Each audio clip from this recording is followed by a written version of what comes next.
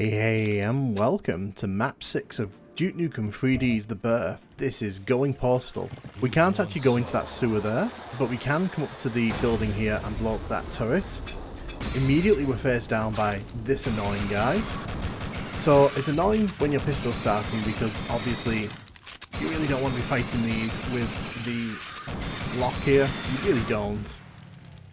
Because it takes a lot of ammo. But if you hit this switch here, you can actually go inside this building. You can grab yourself a Devastator and some boots. Very nice. Don't think we'll actually be making use of the boots in this level. But if you jump on top of the fire truck there, you can actually grab the atomic health. There's some ammo here. We're going to destroy that turret there.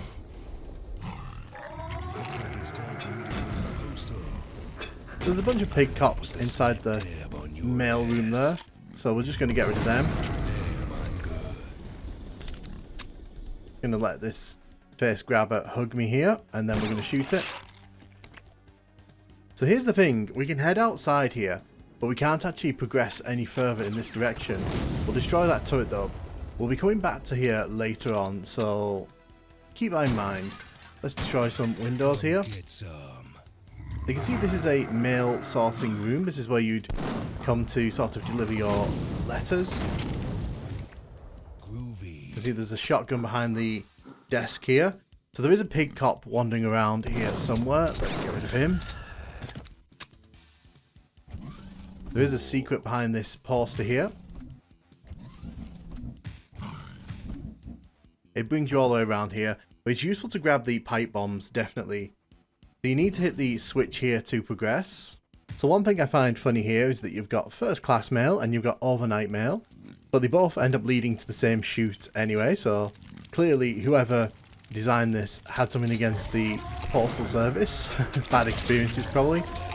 Also quite funny that that leads to a big fire. So take what you want from that imagery. Storytelling through levels. So what we do here, we head up the stairs. This door opens up. We need to get rid of all these enemies at the top here. So around this corner, there's this charming fella. We can't go that way right now. We need to grab the blue key card, which is in this room here.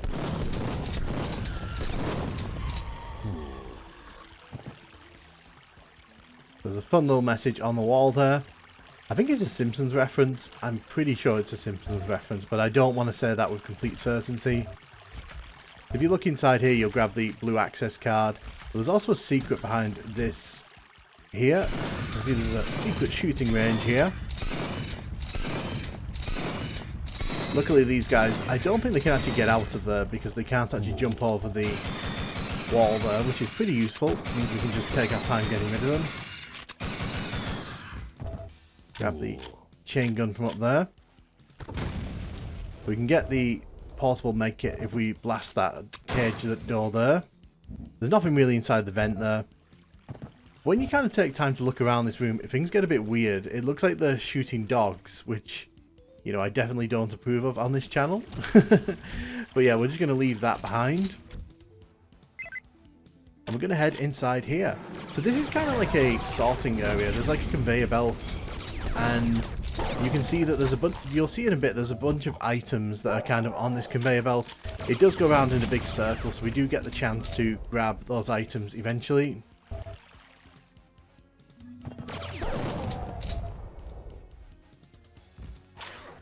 Oh, hello. Get rid of all those first, and then let's get rid of you. Yeah, this thing snuck up on me there, which wasn't very nice of it.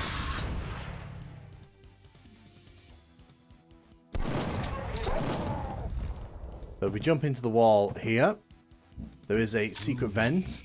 We'll be needing this towards the end of the level, so good thing to grab this. You can see there's a medkit there. You can get atomic healths on here and such.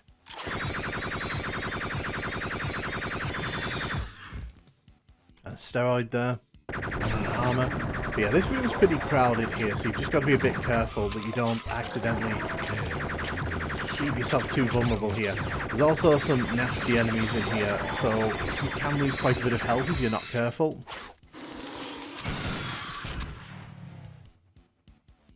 Come get some.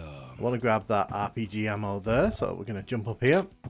I'm gonna get medieval on your asses.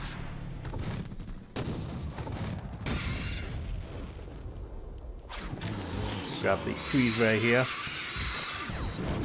Gotta be very careful with these guys, because if they do get the shrink ray in on us, it will... Ooh, we killed... He unfroze, but we actually managed to kick him and kill him anyway, so that was pretty nice. You gotta be careful with those guys, because the shrink ray does make for a pretty nasty weapon to fight against. We're gonna head inside the chute here. There's a few items in there that we can grab. We do ultimately need to go through that door in front of us there, which is what we're going to do in a second. I'm just making sure there's no good items floating past. So inside here, there's a pig cop, but there's also explosives at the back of the room there. I wanted to make sure I got rid of those before we got too close. Knowing my luck, they'll blow up in my face.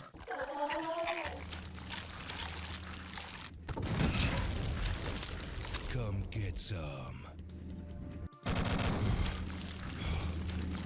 Just gonna blow you up. Of course, pig cop survives.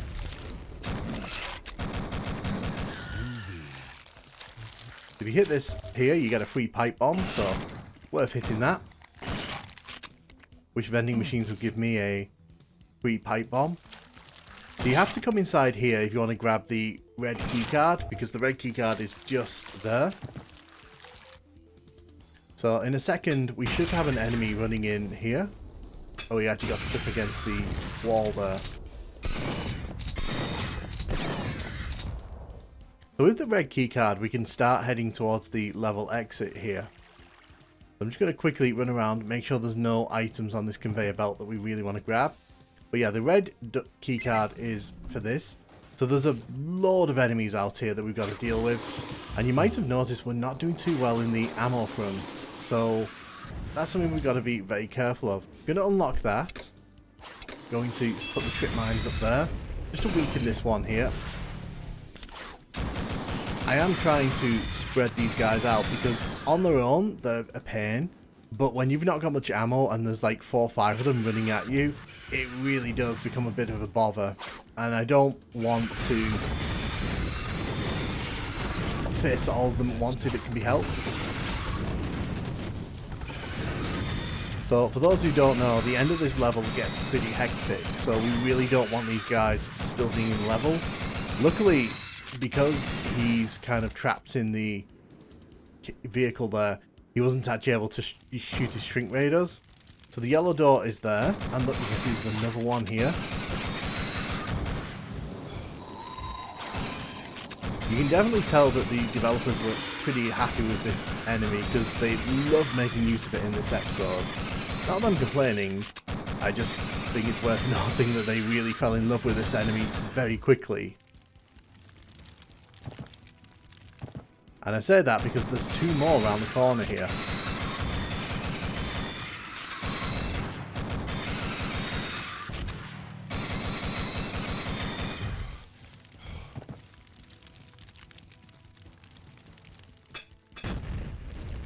The thing is as well, we don't want these enemies alive when the hordes of enemies start showing up in a second.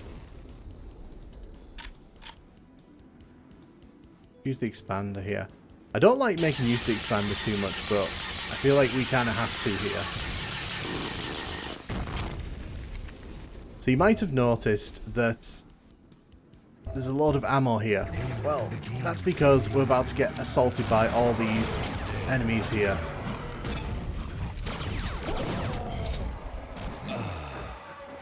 Yeah, this area is going to fill up very quickly here.